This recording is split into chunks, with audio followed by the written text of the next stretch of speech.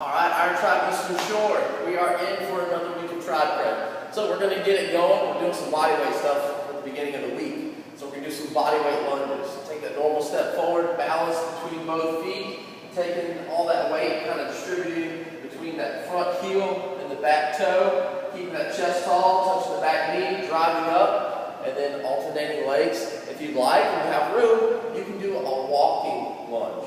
So those are your options on those lunges. On those sit-ups, make sure that when we throw those arms, we come to that tall seated position, that we're not rounding out. We want to sit up nice and tall, making that big chest, keeping that spine straight, so that we're engaging that core properly through those sit-ups. And then last, as we go through the work, we're going to do a max height squat jump. So, we've done jumping squats before, and so those are like the really quick load, just like those really quick ones, right? These are not those. These are a load and then a max explode up, and then you land, reset, and then go again. So it'll look something like this.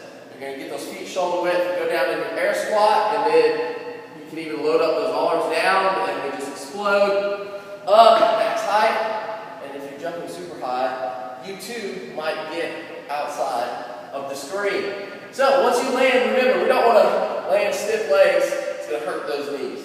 So land, soft knees, and then right into that next rep. That just a little land, reset, and go into the next rep. Every jump as high as you can go. Then for mobility, we're doing some mountain climbing. So with the mountain climbing, one thing to remember is instead of just getting that knee up, we want to get that foot up by that hand. And so when we land, we want to keep that back nice and straight, right? A lot of times we see the hips come up and we round out, but we got to keep that chest tall and then just jump and switch, making sure that spine is staying neutral, that we're really keeping those hips open in those bottom positions. And then we go into groiners or froggers, depending where you're at with your hip mobility.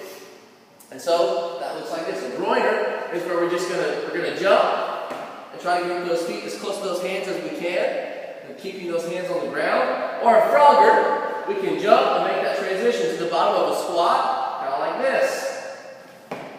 And then that chest comes up just like the bottom of the squat, and then you can go back down and repeat. And then we're going to wrap everything up. We are going to do some pigeon pose on a box. And so you can use a 20-inch box. I have that written on the board. Or if you're a little bit taller, you can use a 24-inch box. But all we're going to do is we're just going to take that leg, we're going to put it across, just like so. And then we're just going to actually sit down on the box right here. And we're just going to lean forward. And so there's a minute hold, right? So you can take like 15 seconds leaning out over that knee. You can lean it over towards the ankle. You can come straight down. But what we're going to do is we're actually just digging into, that was a little bit more complicated than I thought. So, we're digging into the back of the hip. And so, once we can get that broken up, we see a lot of hip stuff go away. So, pay attention as you go through these, hunt out those tight spots, and put in the work, because it's going to pay out big. Alright guys, so that's what we have for our mobility. Enjoy!